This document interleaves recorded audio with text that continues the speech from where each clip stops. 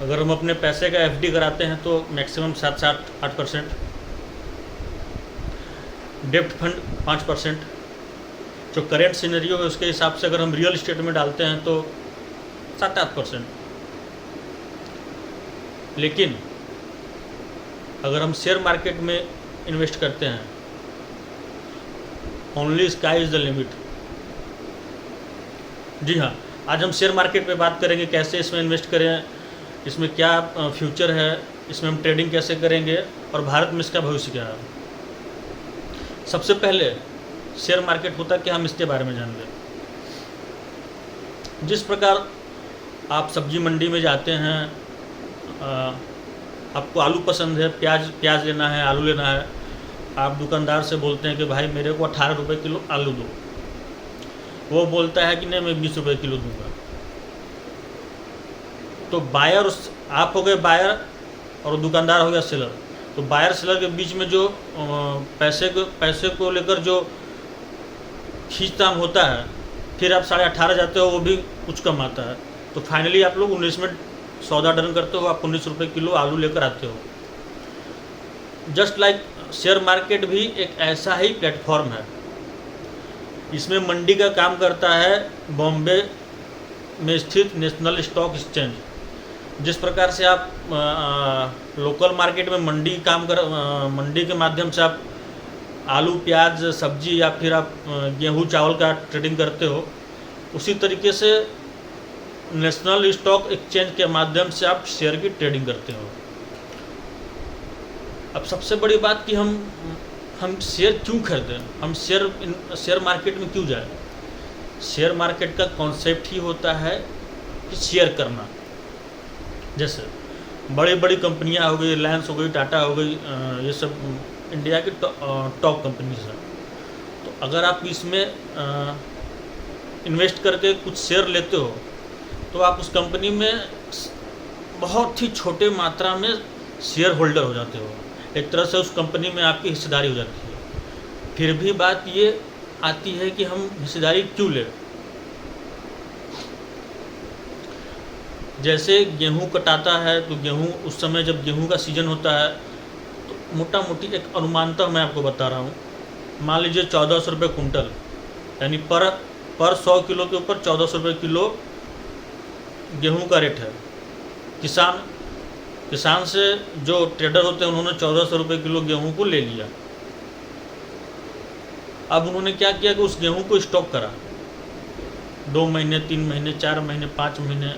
जब 4-5 महीने के बाद जब गेहूं का सीज़न चला जाता है तो वो उसी गेहूं को 1800, 1900, 2000 रुपये के हिसाब से बेचते हैं।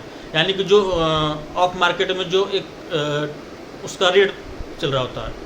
ठीक वैसे ही शेयर मार्केट में हम कम दाम में शेयर को खरीद के महंगे में बेच देते हैं। बेसिकली फॉर्मूला यही होता है।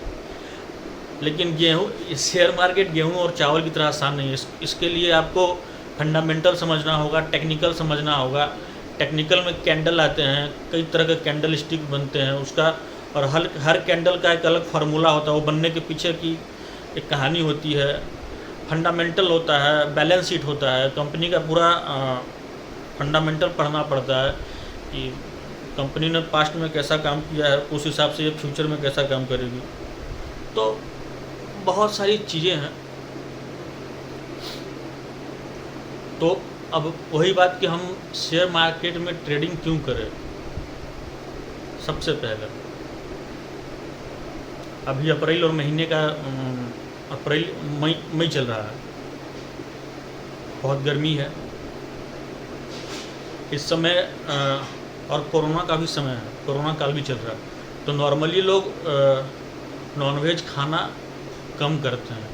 इस समय कोई अंडा नहीं खाता होगा। अंडा नॉर्मली लोग ठंड में खाते हैं, गर्मी में लोग खाना पसंद नहीं करते हैं। तो इस समय अंडे बनाने वाली जो कंपनियां हैं उनका रेट काफ़ी कम होता है। जैसे वेंकी इंडिया की नंबर 1 कंपनी है अंडा बनाने वाली। इसके अलावा ये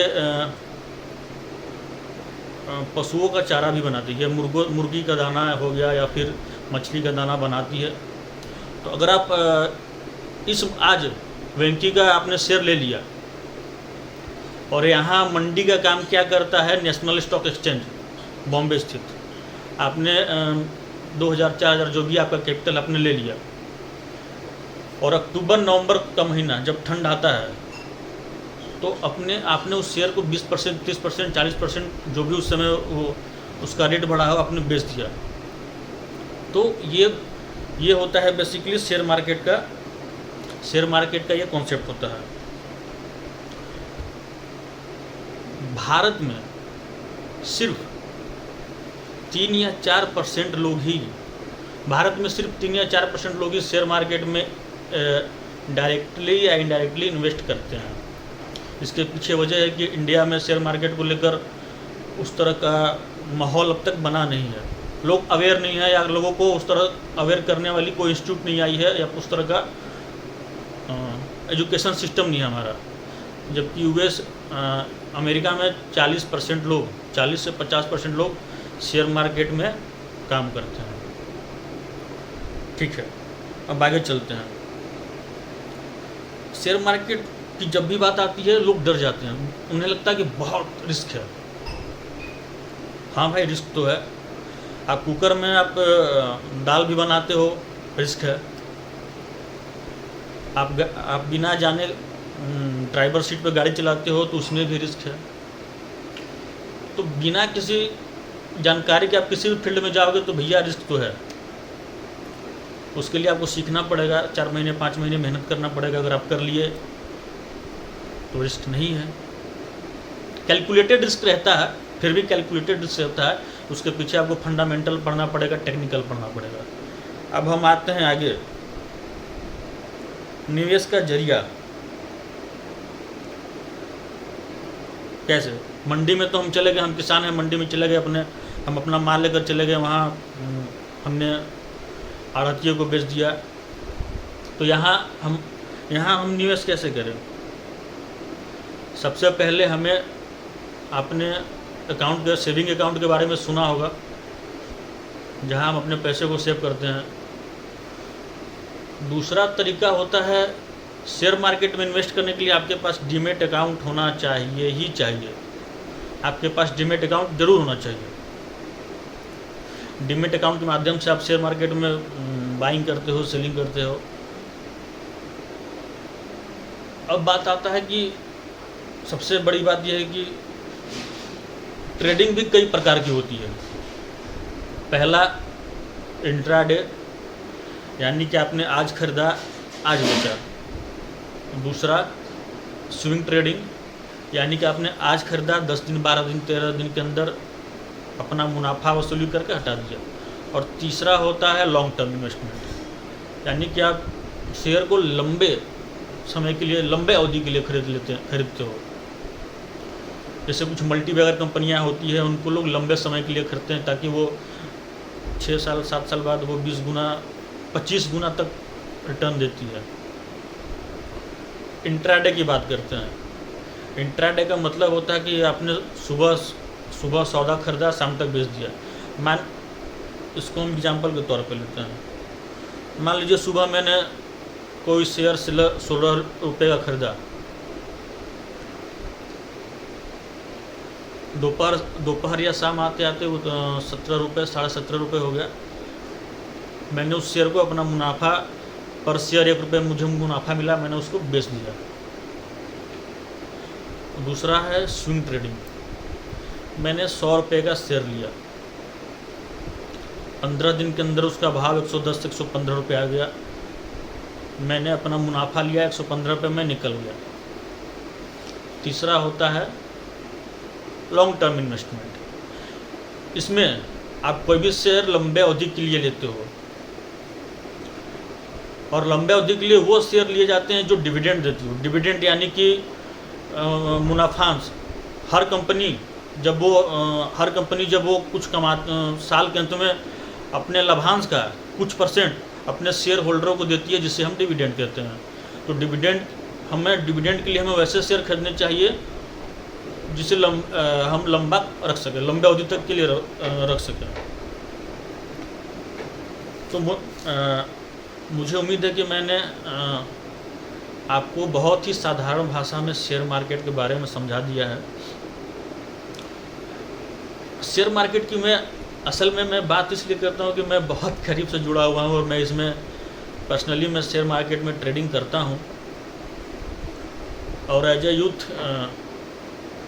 एक युवा होने के नाते मैं यही समझ पाया हूँ कि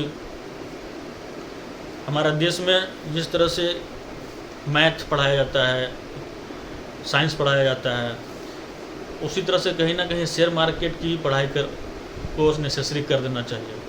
क्योंकि जब तक ट्रेडिशनल पढ़ाई में कुछ रखा नहीं है, हमें शुरुआत से ही बच्चों को इस तरह से पढ़ाना चाहिए कि वो रोजगारमुखी हो सके शुरुआत के दौर से।